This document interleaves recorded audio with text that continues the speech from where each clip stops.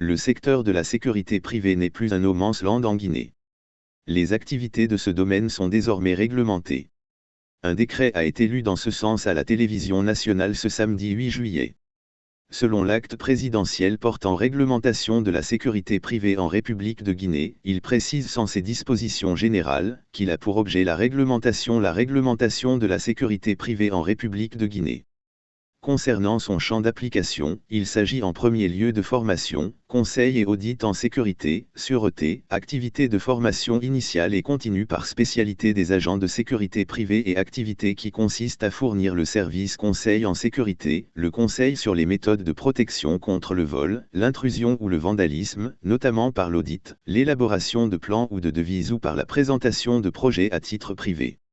Ensuite de l'investigation, définie comme une activité qui consiste à faire des investigations, à rechercher des personnes et à collecter des renseignements sur le caractère et la conduite d'autrui à titre privé. Puis de la protection rapprochée que le décret présente comme une activité qui consiste à assurer la protection rapprochée des personnes à titre privé.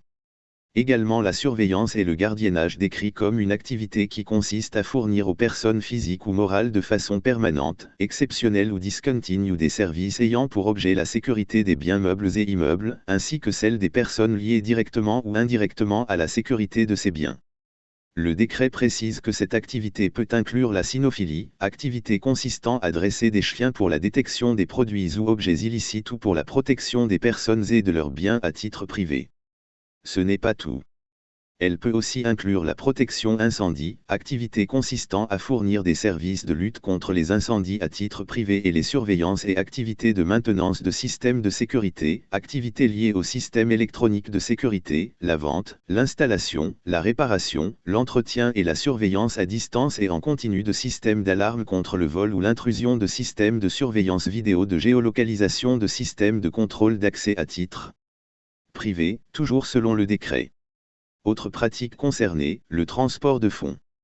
Il s'agit, indique le document, d'une personne physique ou morale qui exerce une activité consistant à assurer le convoyage et la sécurité des transports de fonds, de bijoux de valeur ou de métaux précieux ainsi que tout document permettant d'effectuer un paiement à titre privé.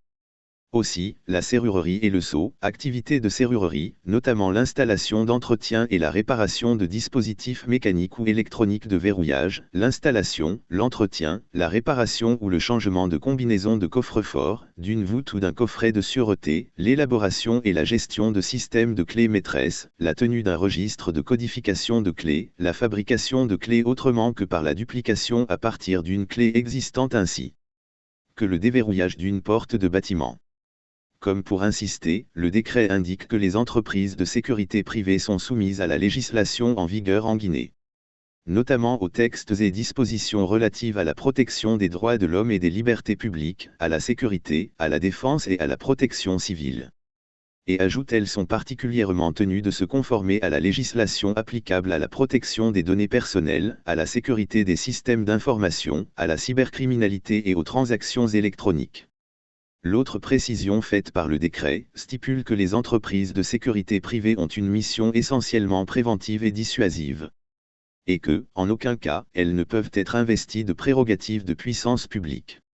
Pour ce qui est des dispositions transitoires et finales, elles ressortent que les entreprises de sécurité privée visées au présent décret ainsi que le personnel exerçant ces activités doivent se conformer aux dispositions du présent décret et à ses arrêtés d'application dans un délai de 12 mois à compter de la publication du présent décret au Journal officiel de la République.